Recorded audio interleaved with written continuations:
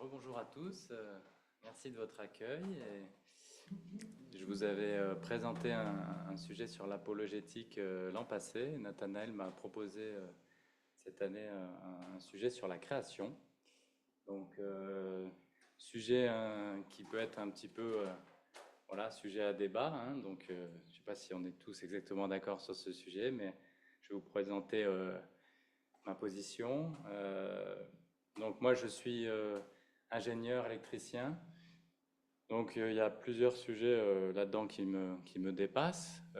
Quand on veut s'intéresser aux origines, ça fait appel à beaucoup de connaissances et tout le monde est limité à ce sujet.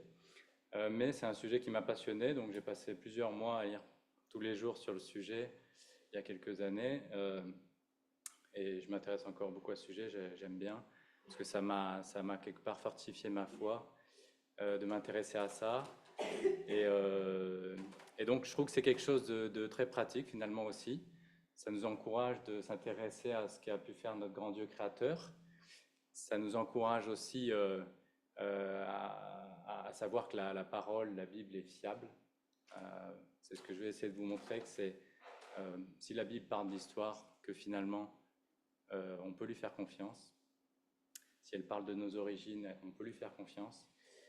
Et aussi, c'est quelque chose de pratique qui rejoint un peu le sujet que je vous avais fait, puisque on va en parler un petit peu, notamment la théorie de l'évolution, et un des arguments qui va vite revenir sur la table quand on discute avec quelqu'un pour lui parler, ne serait-ce que de l'existence de Dieu. Donc moi, j'ai eu beaucoup de débats à ce sujet, et on se rend compte que les gens, même s'ils connaissent d'ailleurs très souvent pas grand-chose sur la théorie de l'évolution, vont se cacher derrière ça en disant on a expliqué comment la vie pouvait apparaître d'elle-même sans l'aide de personne. Et donc, ça peut être un frein pour ces personnes. Et je vais vous proposer ici quelques arguments qui montrent que, à mon sens, la Bible a beaucoup de choses à dire sur le sujet. Donc, j'ai mis 3 questions pour commencer. Est-ce que la Bible, finalement, donne un récit historique des origines? Est-ce que Bible et science sont compatibles? Et est-ce que le consensus scientifique est-il infaillible? Alors, je vais y répondre tout au long un petit peu de l'exposé. En France, le réseau scientifique évangélique a pris part plus pour le consensus scientifique, mais il y a encore beaucoup de chrétiens et scientifiques aussi qui pensent que le consensus scientifique sur les origines n'est pas forcément valable. Alors, est-ce que la Bible est un livre historique? On entend souvent dire que la Bible, ça nous parle en matière d'éthique, de morale, de ce que Dieu a fait pour notre salut, mais que ça doit se cantonner à son périmètre théologique, spirituel. Maintenant, la Bible nous parle quand même énormément d'histoire. On voit le peuple d'Israël, beaucoup de détails historiques. Alors, est-ce que c'est depuis le début de la Bible que c'est historique, ou alors est-ce qu'il y a des parties qui ne le sont pas? Voilà. Alors, déjà, je voulais faire référence à ce que l'apôtre Pierre dit en 2 Pierre 1,16. Il dit, est-ce que on a inventé des fables habilement conçues? Et il dit non, loin de là. On vous parle de concret, il parle de l'évangile. On va voir que la Genèse est abondamment citée dans le Nouveau Testament, et donc que c'est même une base fondamentale de l'évangile. Et Genèse 1,11 est souvent, donc les chapitres 1 à 11 de la Genèse, depuis qu'il y a ce consensus scientifique nouveau. Avant, on était d'accord que c'était de l'histoire. Pour la plupart des pères de l'Église et la grande majorité des chrétiens jusqu'au 19e siècle. Et puis après, on a eu toutes sortes de théories qui sont apparues pour essayer de s'accommoder un petit peu avec notamment la théorie de l'évolution et des longs âges, de dire que l'histoire de la Terre a des milliards d'années. Et donc, on a dit que c'était certainement, la Genèse 1 à 11, un genre à part, inspiré des cosmogonies anciennes, des Babyloniens ou autres. Mais vouloir parler comme ça de Genèse 1 à 11, ça semble en opposition avec des passages comme Exode 20, 11. c'est pas un passage poétique du tout, là on est sûr, où il est écrit, car en 6 jours l'Éternel a fait les cieux et la terre et la mer, et tout ce qui est contenu, et il s'est reposé le 7e jour. Donc, difficile de contourner des versets clairs comme ça, simples. Tout a été créé en 6 jours, a priori. Jésus et les apôtres aussi croyaient dans l'historicité. Pas grand monde arrive à le réfuter. Certains chrétiens qui pensent que l'évolution est vraie reconnaissent même que Jésus et les apôtres croyaient dans l'historicité de la création d'Adam et Ève, hommes et femmes, spécifiques, et du déluge. Mais ils pensent que Dieu en fait s'accommodait pour expliquer aux gens d'autrefois qui étaient peut-être un peu plus bêtes qu'aujourd'hui, alors il fallait leur s'accommoder à ce qu'ils croyaient. Mais en tout cas, Jésus et les apôtres semblent vraiment croire en un Adam et Ève, premier couple créé. Jésus dit, n'avez-vous pas lu que le Créateur, au commencement, a fait l'homme et la femme? Au commencement, ça ne semble pas trop coller avec l'histoire actuelle qui nous est donnée de l'homme qui serait apparu Homo sapiens il y a environ 200 000 ans. Et le commencement, c'est à 14 milliards d'années, donc entre 14 milliards et 200 000 ans, on pourrait dire plutôt l'homme est apparu à la toute fin de l'univers. Mais ce n'est pas ce que Jésus semble dire ici. Puis aussi le déluge, fait très important, qui est cité beaucoup de fois, j'ai mis 2 références ici. On voit dans Hébreux 11, 7, c'est par la foi que Noé, divinement averti des choses qu'on ne voyait pas encore et saisi d'une crainte respectueuse, construisit une arche pour sauver sa famille. Ça semble pas être un récit fabuleux qui est raconté ici. Donc certes, la Bible n'est pas un livre d'histoire ou de science. Il n'y a pas écrit E égale MC carré dans la Bible. Ça aurait pu être une super preuve que la théorie de la relativité est vraie. Mais en tout cas, tout ce qu'elle nous dit au sujet de l'histoire et de la science, même si elle ne parle pas encore une fois d'un point de vue scientifique, si elle nous parle d'histoire, et en particulier de la création, sachant que Dieu était le premier témoin et le seul témoin de la création, et à qui d'autre faire confiance sur le sujet? Alors, maintenant pour comprendre un petit peu, on parle de science, je vous ai un petit peu parlé de théorie de l'évolution, on ne sait pas trop de quoi on parle souvent, donc on va essayer de cadrer un tout petit peu ça avant d'aller plus loin. Alors, le cadre biblique, déjà, il faut le rappeler, ça a favorisé vraiment l'émergence de la science. En Occident en particulier, si vous allez en Inde, ça n'a pas émergé parce que il y avait une philosophie très spiritualisante, très déconnectée de la réalité. La réalité est une illusion souvent, et donc c'est pas là-bas que la science est apparue. Pour que la science apparaisse, il a fallu des Newton et autres qui finalement croyaient en Dieu. Et de croire en Dieu, ça permet de se dire qu'il y a quelqu'un, une intelligence qui a fixé des règles, des lois intelligibles et qui sont répétables, parce que voilà, il a mis de l'ordre dans les choses, donc on peut analyser. On donne souvent 4 étapes, selon Francis Bacon notamment, qui est reconnu pour avoir théorisé ça, de la science. Donc on observe d'abord, faire des expérimentations et de la vérification, mais l'observation de la nature ou des lois. On essaie de trouver une théorie qui colle. Après, une fois qu'on a la théorie, on essaie de reproduire et de prévoir ce que notre théorie nous amènerait. Voilà, la pomme va tomber, j'ai fait ma petite loi de la gravité et je mesure. Ah, elle est tombée, elle a mis de bon temps à tomber, ça a l'air bien, et j'ai un résultat.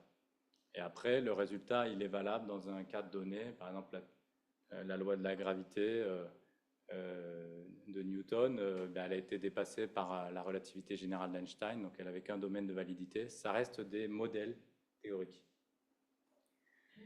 Donc la science, moi j'aime ça. Par exemple, dans mon domaine, la science électromagnétique, c'est quelque chose qu'on ne voit pas, pourtant c'est absolument démontré. On arrive à reproduire des phénomènes en laboratoire, à construire des moteurs électriques, ça fonctionne exactement comme on s'y attend. Mais souvent, science, on englobe beaucoup de choses dans science, et pour moi, il y a j'ai fini par comprendre qu'il y avait une grosse différence avec ce qu'on appelle les sciences historiques plutôt, comme justement la théorie synthétique de l'évolution, les sciences liées à l'analyse de la géologie sur des longtemps, la cosmologie. Et bien dans toutes ces sciences qui font référence au passé, on ne peut pas bien appliquer à proprement parler les 4 étapes qu'on a dit avant, c'est-à-dire que ça va être difficile de reproduire un événement unique. Comment vous voulez reproduire le déluge pour être sûr que ça s'est bien fait comme ça? Ça va être compliqué, on n'en a jamais vu. Donc dire qu'est-ce que ferait l'impact d'un déluge mondial, on peut avoir des petites idées, mais ça va être compliqué. Pareil pour la création du monde. Donc là-dessus, on a le droit d'avoir un peu plus de gants, puisqu'il y a beaucoup d'hypothèses qui rentrent en jeu et de présupposés difficilement démontrables. Donc moi j'appelle ça les sciences dures plutôt, qui sont reproductibles expérimentalement. Et on pourrait dire les sciences molles, qui sont plus historiques ou sociales, des fois où c'est aussi plus dur de reproduire, même si elles peuvent avoir une certaine valeur. Donc il y a un mot un peu compliqué ici, c'est un problème d'épistémologie. L'épistémologie, c'est un peu la science de l'étude de comment on arrive à avoir de la connaissance. Eh bien, il y a peu de scientifiques qui se posent des questions de cet ordre-là, ça manque dans les formations, mais ça se pose au niveau des origines. Comment identifier ou démarquer une théorie scientifique d'une théorie métaphysique? Parce que là, vraiment, on se rapproche. En fait, c'est comme si la science était un petit peu venue empiéter sur le domaine métaphysique. John Lennox, qui est un mathématicien de Harvard chrétien, a dit que la théorie synthétique de l'évolution est la seule théorie scientifique déductible d'une vision du monde athée. C'est intéressant, donc il a beaucoup débattu avec Richard Dawkins, qui est le principal évolutionniste du monde, et athée. Et donc, c'est intéressant de se dire que si vous vous dites Dieu n'existe pas, comme présupposé, ce que fait la science aujourd'hui, ce qu'elle se dit, il faut que je sois dans un cadre où je chasse Dieu de l'équation et on voit ce qui se passe, eh bien, si on prend cette hypothèse-là, on arrive forcément à une théorie de l'évolution. Donc, c'est la chose la plus intelligente qu'on puisse faire. Si on chasse Dieu de l'équation, bah, si l'univers n'est pas éternel, parce qu'on semble se rendre compte qu'il n'est pas éternel, eh bien, il faut que les choses soient allées de quelque chose de peu complexe à plus de complexité, parce qu'on ne voit pas des choses apparaître comme ça, donc on en arrive à une théorie de l'évolution. Et notre citation ici, « Tout scientifique est affecté d'une idéologie ou d'une philosophie scientifique ».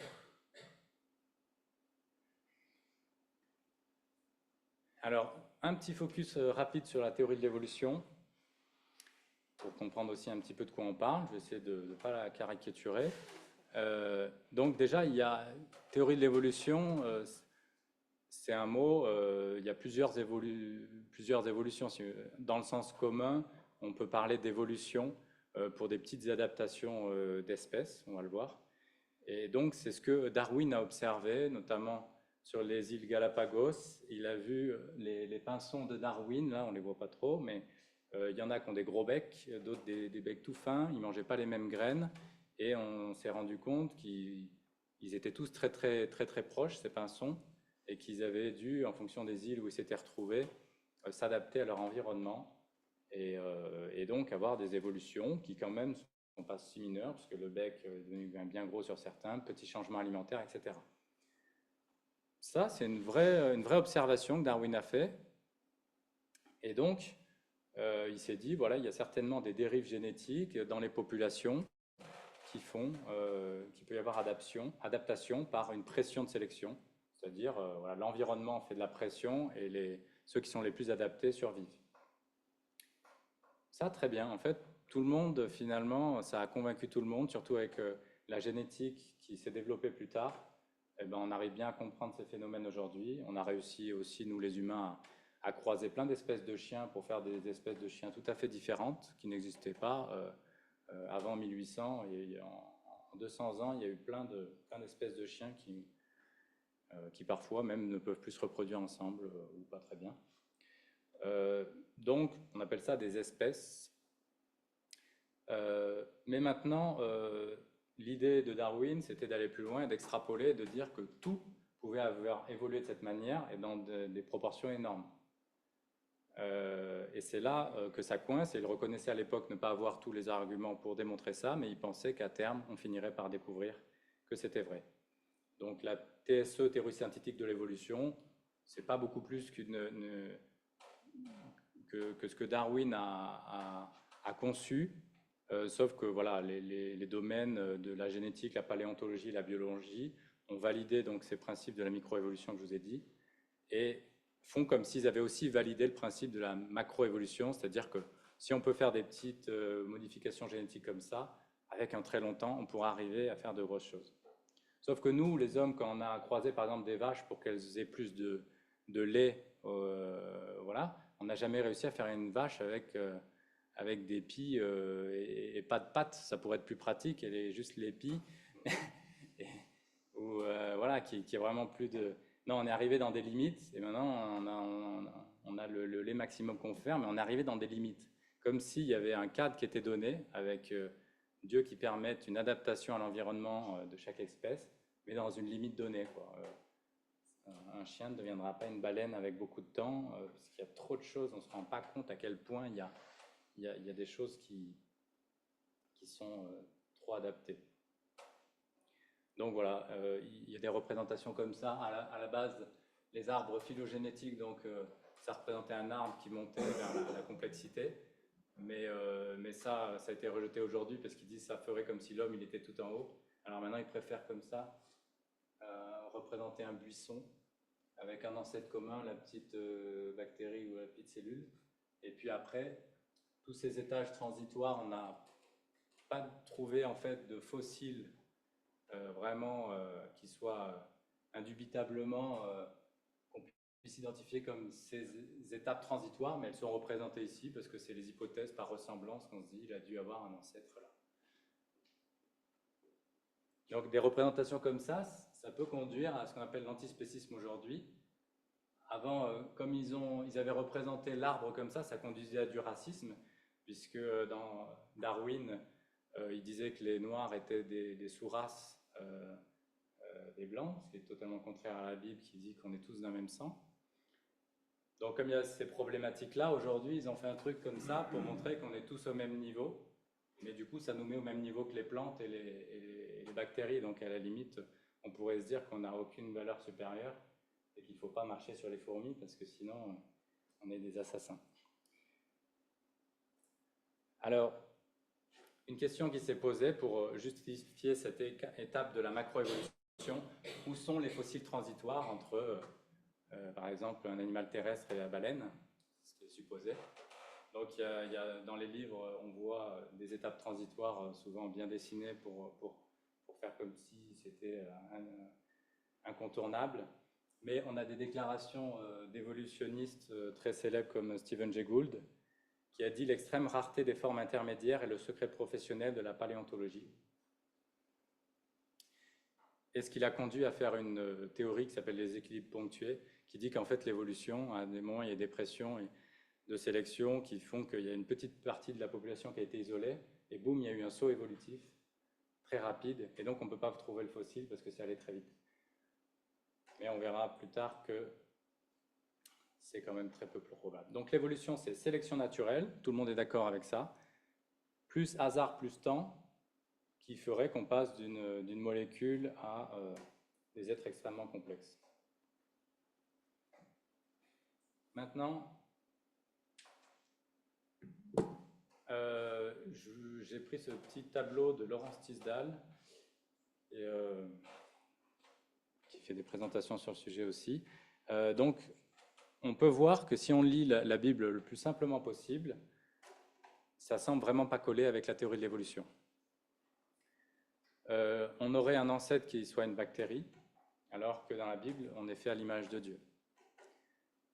La sélection naturelle serait l'explication à toutes les espèces, à toutes les différences, alors qu'on voit une création ex nihilo selon les espèces. Il faut énormément de temps dans l'évolution, des milliards d'années.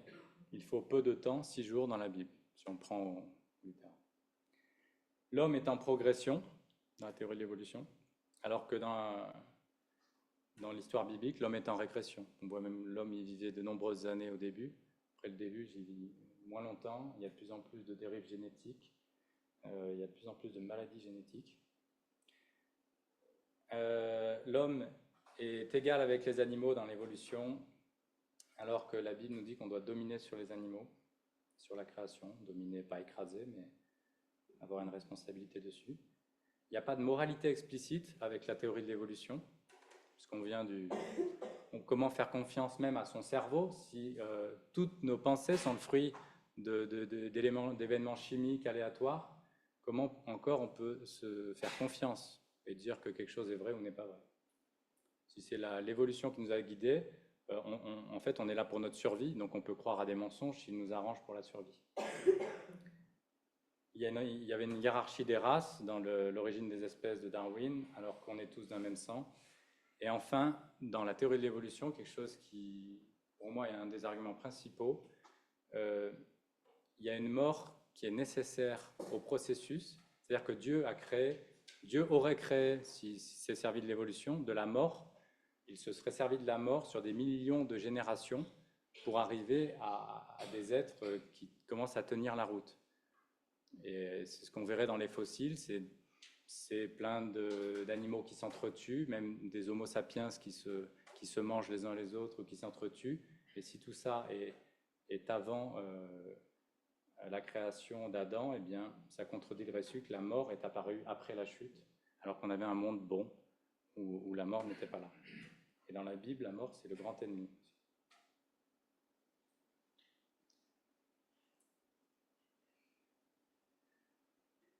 Alors, très rapidement, on n'aura pas le temps de lire le récit de Genèse 1:11, ça fera un peu long, mais de mon avis, de plusieurs, de beaucoup d'érudits juifs, le genre narratif de la Genèse est un genre narratif historique, avec, ok, il peut y avoir en Genèse 1 des figures de style, mais comme il y a des figures de style un peu partout dans la Bible, ce qui ne veut pas dire que s'il y a une figure de style, on est moins historique qu'ailleurs. Genèse 1:11 est cité environ 100 fois dans le Nouveau Testament, donc c'est une base très forte. Jésus fait souvent référence à la Genèse. Il est mentionné 7 jours à plusieurs reprises, soir et matin, pour répéter comme si on n'avait pas compris. Premier jour, deuxième jour, troisième jour. Nulle part ailleurs dans la Bible, s'il y a marqué premier, enfin s'il y a un chiffre avec le jour, ça ne peut signifier autre chose qu'un jour de 24 heures. Des fois, le mot jour peut être au jour du roi Osias, donc là c'est plusieurs jours, c'est une période, mais s'il y a un chiffre devant qui est marqué soir et matin, a priori, ça veut nous dire quelque chose. Puis derrière, il y a tout un tas de chronologies qui nous permettraient de reconstituer à peu près l'âge de la Terre à environ moins de 10 000 ans. Pourquoi aussi ces chronologies seraient là pour nous induire en erreur? Ça paraît très étonnant. On verra qu'il y a marqué selon son espèce à de multiples reprises pour la création. Donc on ne viendrait pas de quelque chose unique, mais il y aurait des spécificités. On reviendra sur le mot espèce un peu plus loin. Les créatures sont sexuées. On voit des animaux qui sont tous herbivores, même l'homme devait manger des fruits. Tout est très bon. La créature est complexe et merveilleuse, et il n'y avait pas de mort au commencement.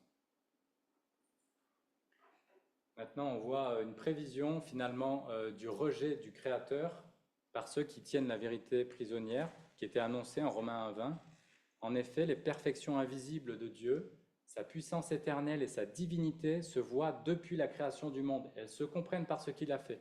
Ils sont donc inexcusables.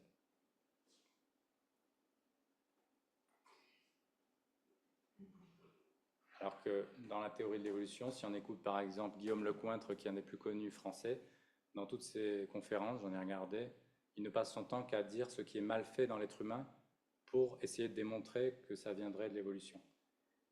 Et pour dire que ça n'a pas été fait dans un objectif précis.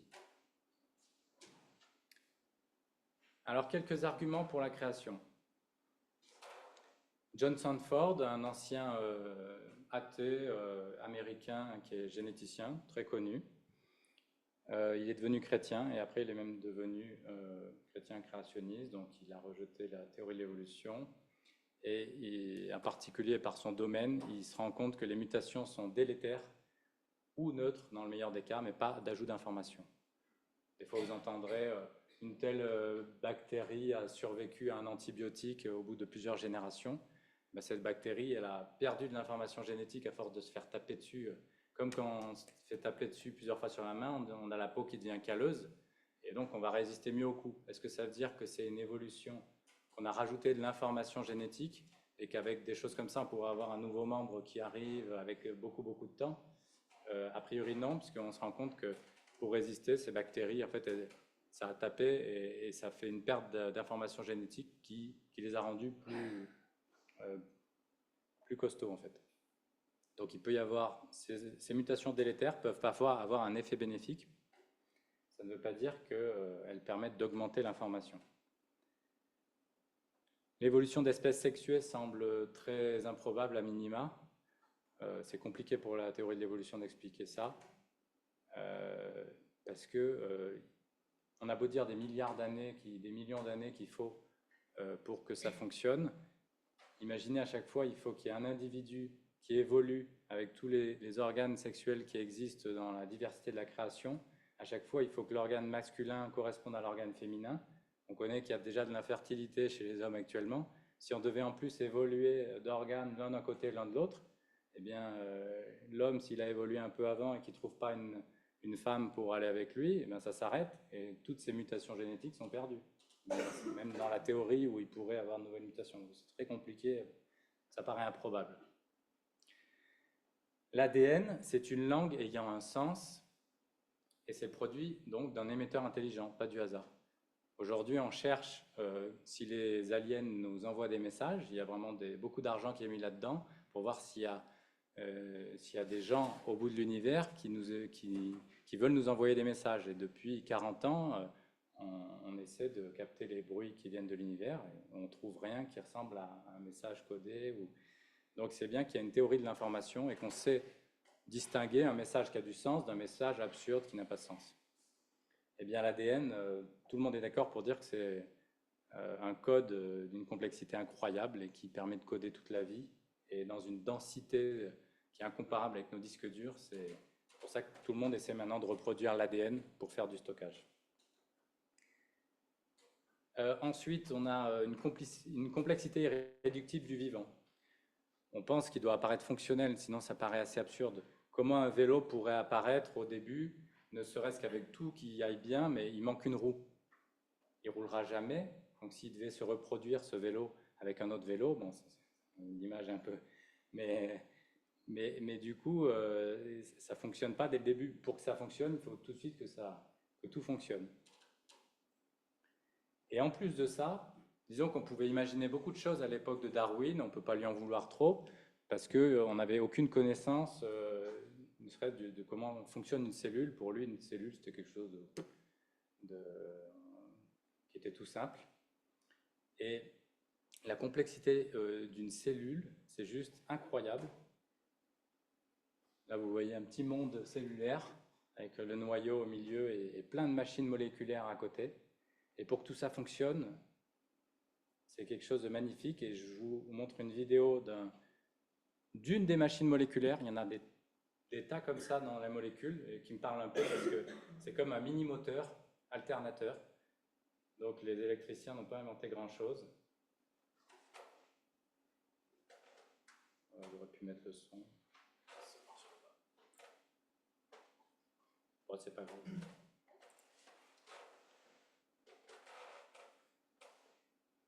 Donc là, on est au cœur d'une cellule et on voit le monde merveilleux que c'est, si on pouvait y aller.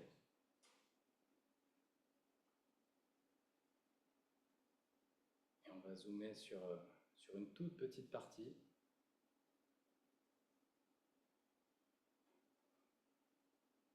C'est fou, comme dans l'infiniment petit, on rentre comme dans un nouvel univers, qui est la cellule. Et là, il y a ces petits alternateurs qui font un peu le fuel de l'organisme de la cellule. Et vous voyez qu'il y a comme un rotor, vraiment on dirait un rotor au-dessus avec presque un bobinage. Il y a plusieurs pièces qui doivent être ensemble, il y a une vingtaine de pièces au moins qui sont assemblées. S'il y en a une qui est partie de pièces, ça ne fonctionne pas, juste à ce niveau-là déjà.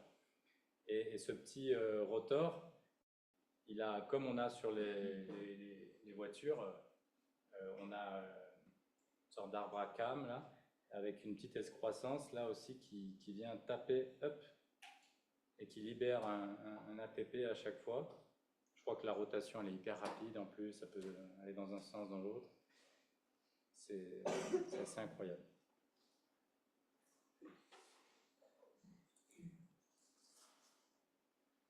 Continue avec quelques arguments pour la création. Souvent on avance que la ressemblance entre les espèces, le fait qu'ils aient par exemple des os en commun, tous les vertébrés ont des os qui se ressemblent, même pour les ailes des oiseaux, ça peut ressembler aux os de la main, etc. Eh bien, on dit, ah bah forcément, ils ont dû dériver l'un de l'autre. Comme si on disait, une 206, une Peugeot 206 est l'ancêtre d'une Peugeot 208. En un sens, c'est vrai, mais c'est juste qu'il y a un concepteur qui réutilise des briques de l'existant pour faire quelque chose de mieux ou de différent. Comme un bâtisseur qui fait une petite maison avec des briques et il peut faire aussi une grande tour. Il y a des choses en commun, mais bon, en même temps, c'est très différent. Donc, cet argument, il peut être valable dans un sens ou dans l'autre, ça ne nous dérange pas plus. On l'a dit tout à l'heure, il manque des fossiles de transition incontestables. Il y en a qui sont proposés, mais c'est pas forcément concluant bien souvent. Enfin, il y a l'apparence d'âge. Finalement, c'est normal, si Dieu a créé toute chose, il ne nous a pas forcément demandé de venir mesurer quel temps on arrive à trouver, par exemple avec la datation argon-potassium ou des choses comme ça qui sont utilisées. Déjà, il y a beaucoup d'hypothèses dans ces méthodes de datation, on ne va pas rentrer dans ces détails.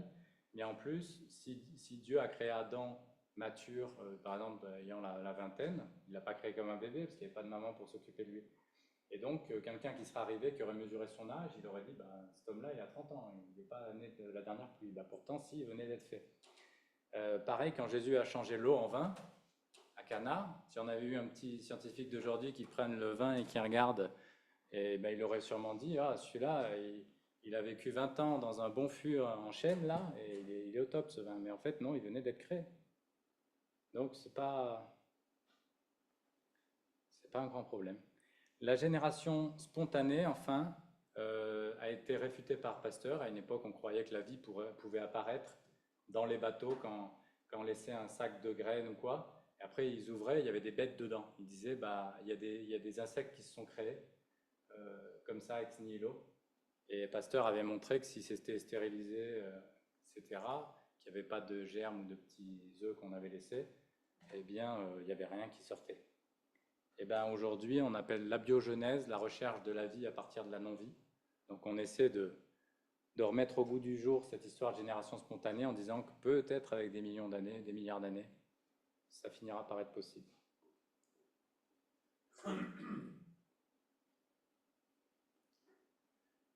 Et là aussi, sans rentrer trop dans les détails sur le Big Bang, qui est une théorie bon, qui apporte certaines prédictions valables, mais qui reste une théorie scientifique qui est la plus à la mode, donc il y a beaucoup de financements qui sont faits pour cette théorie, donc voilà. Elle a eu son heure de gloire et de plus en plus quand même, il y a des éléments qui viennent la contrecarrer. On n'a toujours pas trouvé la matière et l'énergie noire sombre, donc c'est 80-90% d'inconnus dans ce modèle, de choses qu'on ne sait pas du tout ce que c'est. Donc déjà c'est un modèle qui n'est pas encore très bien compris.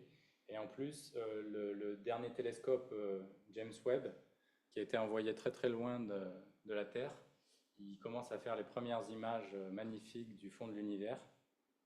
Et les créationnistes avaient prédit qu'ils auraient des surprises, puisqu'on pensait qu'au fond de l'univers, on trouverait des galaxies très jeunes, peu formées et très légères.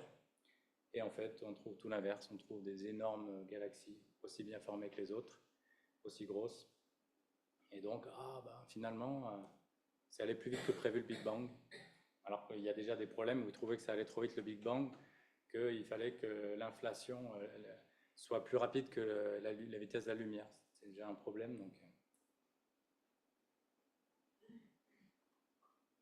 Et ça, c'est pas que des créationnistes qui le disent. Moi, j'avais visité le musée à Lyon, Confluence. où il disait qu'en effet, il y avait de plus en plus de problèmes à la théorie du Big Bang. Bon, après, on continue, on n'a pas trop d'alternatives pour le moment.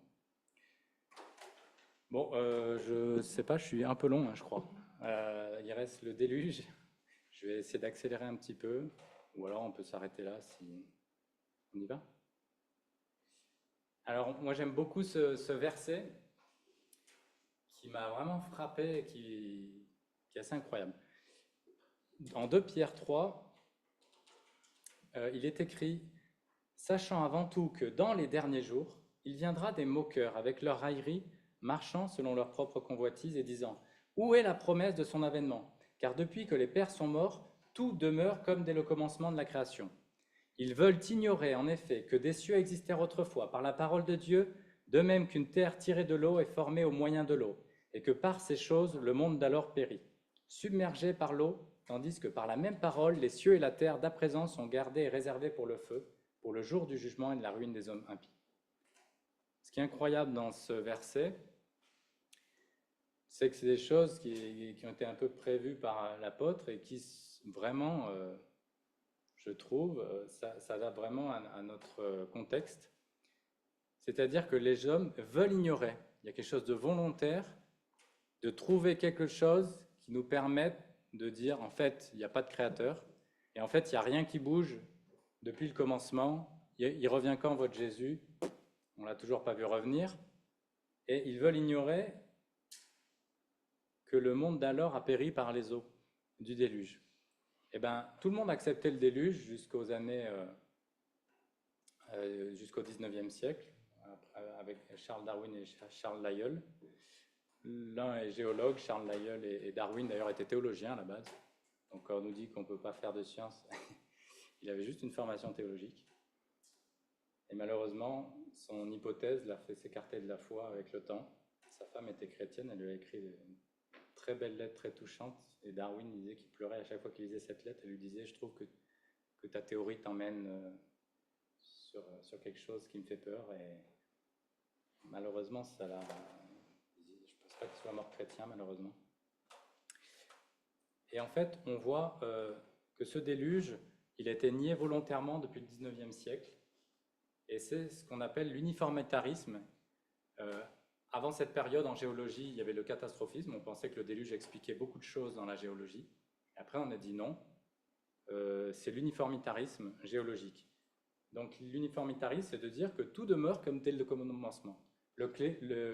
Charles Lyell a dit le présent est la clé du passé.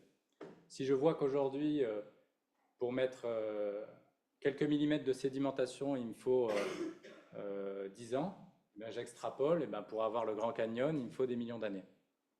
Parce qu'on dit qu'il n'y a pas eu d'événement majeur qui ait fait des choses. Regardons ce que Charles Lyell disait dans une lettre. Je suis sûr que vous pourrez vous lancer dans une revue qui libérera la science de Moïse, car s'il est traité sérieusement, le parti de l'Église y est tout à fait préparé.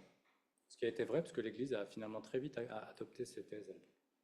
J'ai eu l'idée il y a 5 ou 6 ans que si la géologie mosaïque pouvait être abandonnée sans provoquer d'offense, ce serait dans un argumentaire historique. Donc il avait à cœur de libérer la science de Moïse. C'est quand même fort, hein, mais sans brusquer, en racontant une autre histoire. Alors l'arche de Noé, est-ce que c'est une fable? Parce qu'on peut dire, ok, on raconte ça aux enfants, on voit un gros bateau avec les petits animaux qui sourient à la fenêtre. Est-ce que c'est une grosse blague? Pourquoi Dieu aurait raconté cette histoire? Comme dit Pierre, si on mélange des récits fabuleux comme ça, avec un récit comme la résurrection de Jésus, si l'histoire de Noé c'est une fable, pourquoi la résurrection ce ne serait pas une fable aussi? Voilà, moi c'est vraiment le risque que je trouve. Alors, l'arche de Noé, c'est intéressant de voir que dans le descriptif biblique, on nous donne les longueurs. Ça donne environ 138 mètres, 23 mètres de large et 14 mètres de haut. Alors, il y a des études qui ont été faites, même par des laïcs, ils trouvent que c'est des dimensions vraiment les plus stables qu'on peut faire. Les gros bateaux actuels, c'est un peu dans cet ordre-là. En plus, il n'y avait pas de mât. Bon, je le dirai après, donc c'est très stable. Alors souvent on va dire, mais l'arche de toute façon elle était trop petite vu le nombre d'espèces qu'on a aujourd'hui, il y en a des millions d'espèces, donc ça rentrerait pas. Mais en fait, je vous ai mis ici à gauche le classement, ça s'appelle la taxinomie, c'est le classement du vivant, et donc l'espèce c'est le plus petit étage. Normalement, c'est quand on peut plus se reproduire ensemble, mais on peut être extrêmement proche. Et des fois, d'ailleurs, en fait, on dit espèces, mais on ne sait pas si elles peuvent se reproduire, et souvent elles peuvent se reproduire entre elles. Donc c'est comme les pinsons de Galapagos. Le genre au-dessus, c'est un peu plus gros. Donc genre ou famille, ça dépend sur lesquels, mais en fait, on pense que dans la Bible, quand il y a marqué fait selon son espèce, les créationnistes pensent que c'est plutôt selon son genre ou sa famille. Parce que le mot espèce à l'époque, on s'est traduit comme ça dans notre Bible, mais au sens moderne, ce serait plutôt selon son genre ou selon sa famille. C'est-à-dire qu'on aurait pu avoir un espèce de félin qui donne après le lion, le tigre, etc. Tout ça. Pour le chien, le loup, le renard, voilà, on n'aurait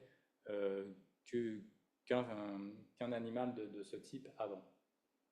Donc ça réduirait déjà énormément ce qu'on a. Et puis après, c'est par sélection naturelle, justement, qu'on aurait ces petites différences qui sont apparues avec le temps, parce que Dieu aurait donné un pool génétique large à ces créatures pour qu'elles puissent s'adapter en différents milieux.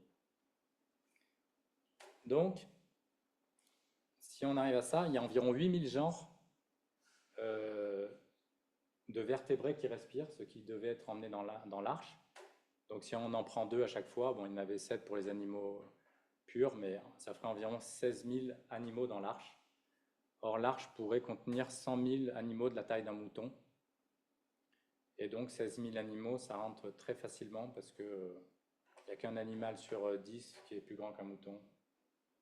Puis il peut y avoir eu des animaux qui soient petits. Un dinosaure, il était peut-être encore tout jeune, tout bébé. C'est plus logique d'en prendre un vieux.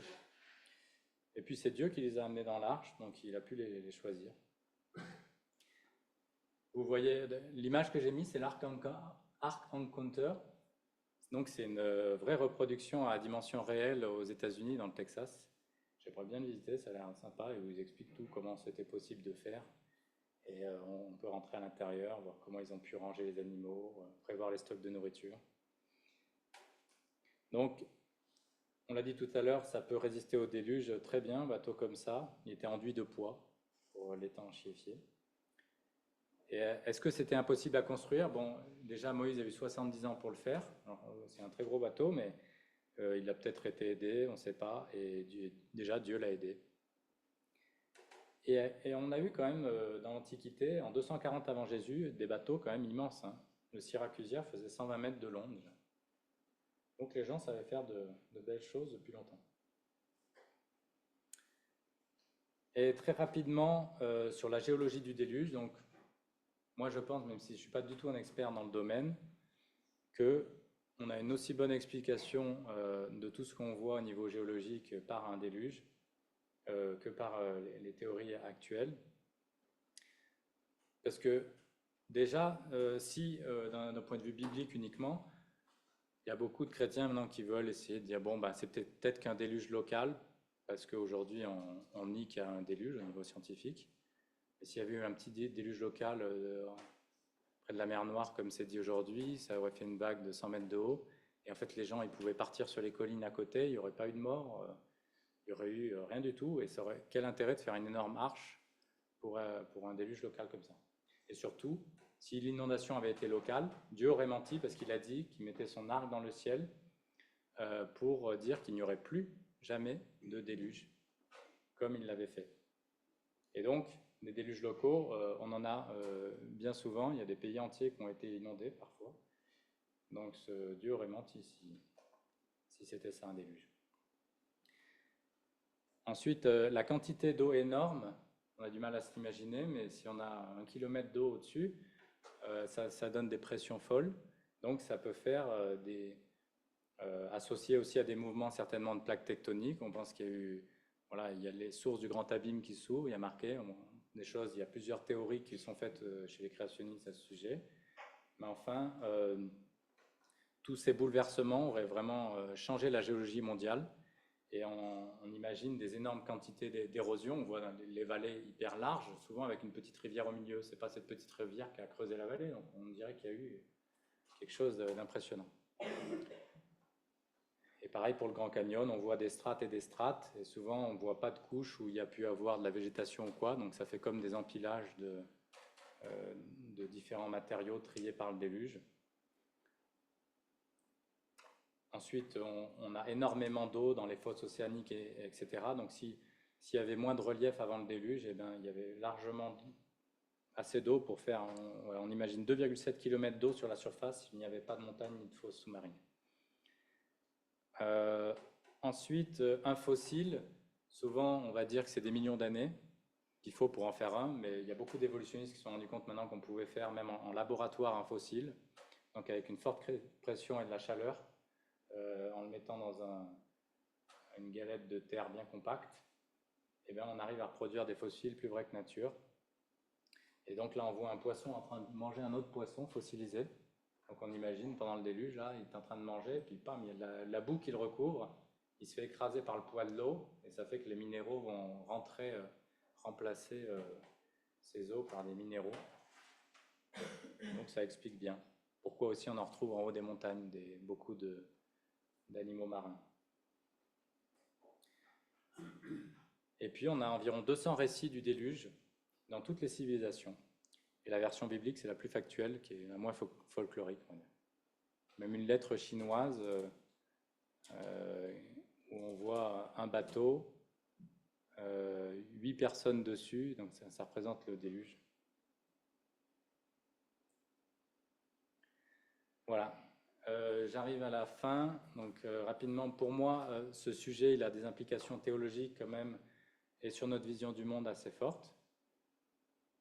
En particulier, la théorie de l'évolution a un impact sur le transhumanisme, cette tentation de continuer notre évolution par nous-mêmes, d'aller plus loin, de se faire les égaux de Dieu en se rajoutant des fonctionnalités. L'antispécisme qu'on a évoqué tout à l'heure, l'eugénisme, dire le plus faible, on peut l'aider à le tuer. Hein. Il y a beaucoup de lois qui sont de l'aide à tuer aujourd'hui. Alors que la bonne science, pour moi, elle ne s'oppose pas à Dieu. Alors bien sûr, là, c'est difficile d'aller un peu contre un consensus scientifique. Bon, on n'est pas appelé à devenir des experts forcément du sujet, mais voilà, je trouve que c'est intéressant parce que beaucoup de gens croient, d'après Guillaume Lecointre, un des plus grands évolutionnistes français, il dit les Français sont bien, ils croient à 97% à la théorie de l'évolution, des bons élèves, mais il dit mais ils n'ont rien compris quand même. Mais bon, donc ça montre bien que c'est de la foi, parce qu'il dit ils sont tous lamarckistes, ils pensent que la girafe a un long cou parce qu'elle voulait manger des trucs de plus en plus haut. Donc les Français ne comprennent rien à l'évolution, mais ils y croient, ça les arrange bien. Si nous n'expliquons pas tout, nous pouvons faire confiance à Dieu, car il est le créateur et le maître de l'histoire, et sa parole est fiable. Et moi, ça m'a vraiment encouragé, parce que j'avais des doutes à ce sujet en abordant ce thème au début, et de voir combien sa parole est fiable, ça m'encourage. Ah oui, j'ai mis ce verset de Jésus qui est approprié, je trouve. Si vous ne croyez pas quand je vous parle des réalités terrestres, comment croirez-vous si je vous parle des réalités célestes? Je trouve que la foi, même s'il y a des choses qu'on ne comprend pas, qu'on ne peut pas tout expliquer, si la Bible nous le dit, croire un peu comme un enfant, je trouve que finalement, c'est important.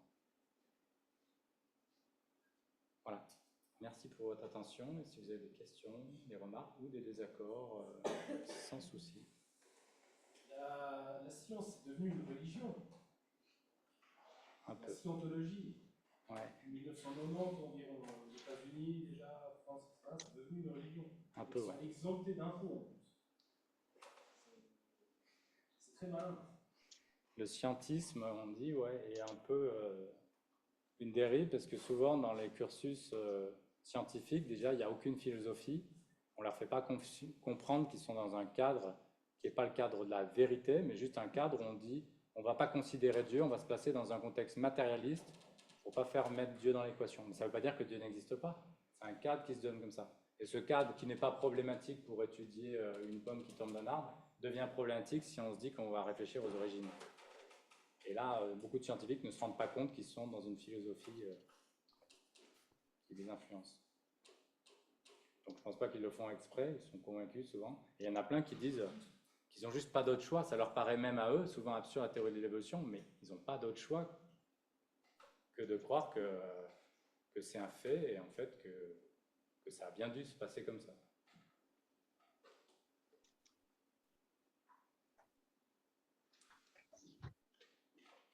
Qu'est-ce que tu as découvert par rapport au transhumanisme, justement? Aujourd'hui, on est vraiment à fond là-dedans dans le monde, avec Yuval Noah Harari, je pense, Ouais.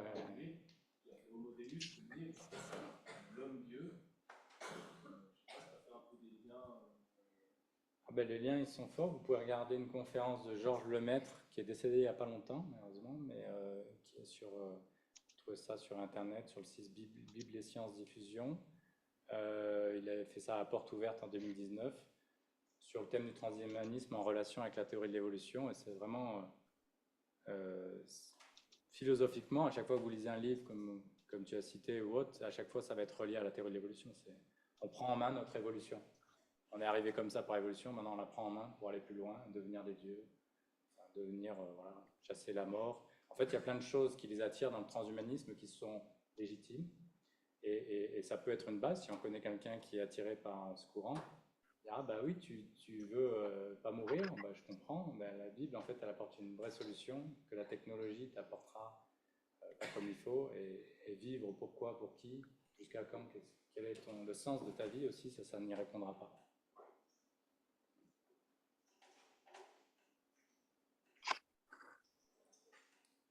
À la fin, je vous ai mis des ressources que j'ai utilisées principalement. Les plus évolutionnistes en bas, un site de référence s'appelle Talk Origins, qui est un des rares sites aussi qui prend en compte les arguments créationnistes ou une partie des arguments pour y répondre. Donc moi, je regardais, la réponse était valable.